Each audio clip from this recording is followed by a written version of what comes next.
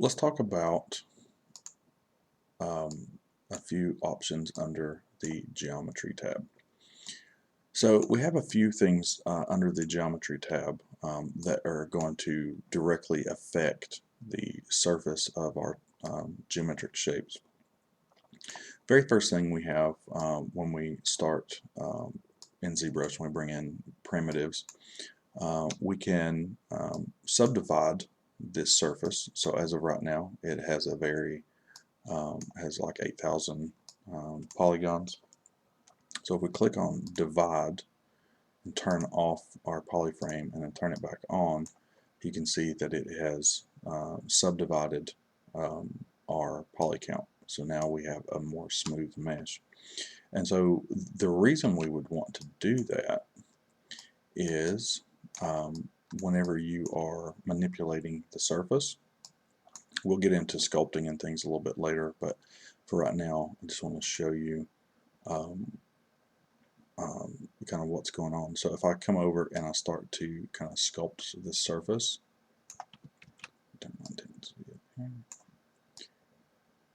you can start to see that it's very rough. You can see like those giant polygons.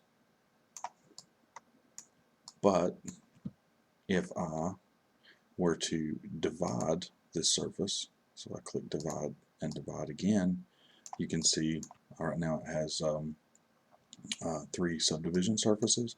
So now if I come over here and sculpt,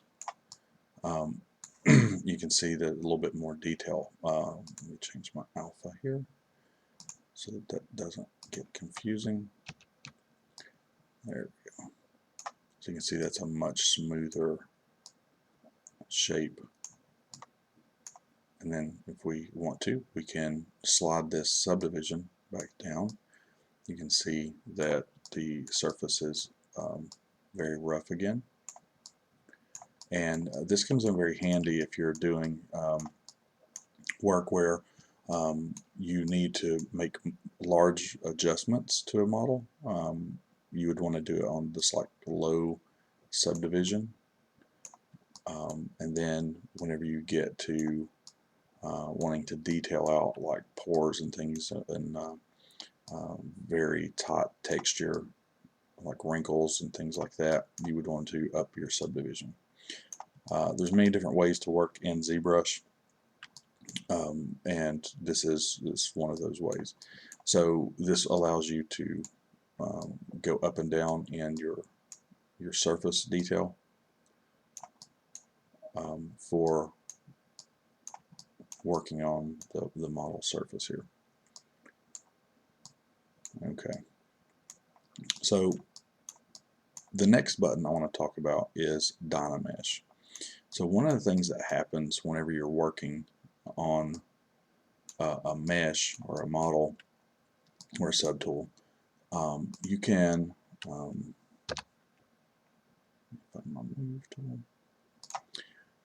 you can start to deform the surface. Turn on my poly. And so you can see that it still has the polygons, and you can see them starting to really deform those, and the polys are starting to overlap each other. They're starting to stretch. So one of the tools that allows you to fix this is dynamesh. And what dynamesh does is it looks at your surface of your 3D model and it tries to uniformly distribute the polygons. So I'm going to go ahead and click dynamesh. It's going to tell me this is undoable. Yes. And so now you can see my resolution on my dynamesh was 128, but it's tried to kind of evenly kind of clean up and distribute the poly faces. I'm going to turn this up to 200, hit dynamesh again, and let's go back in. There we go. So now you can see that I have a very high poly count, but what it's done is it's tried to evenly distribute the polygons, and it doesn't care if it's tries or what. It's trying to recreate that surface that was distorted uh, to the to its best ability. So you have some other features under dynamesh. We'll get into those a little bit later. But right now I just want you to see that dynamesh is there to basically um, recalculate the polygon distribution on the surface of your mesh so that it doesn't have that stretching. The next one I'll talk about is zremesher. So I'm going to go to zremesher. I'm going to turn my target poly count down and click on zremesh. It takes a little bit longer to calculate because what this function is doing is it's trying to look at the surface and give us nice clean quad topology. So it'll take just a minute on my machine.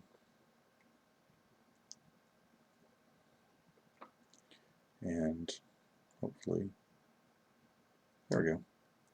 So now you can see that we still have that same surface that we had before, but the zremesher has went in and it's tried to give us nice clean quads and tried to interpret that surface and give us some good poly count there. And this is, I'll change this, I'll turn this down. If I can crank it down again, it will give me a lower resolution mesh. If I turn this up, for instance, before, I think by default it's around 5. If I click zremesh again, you will see this should have a more dense poly count, but it should still be nice clean polygons.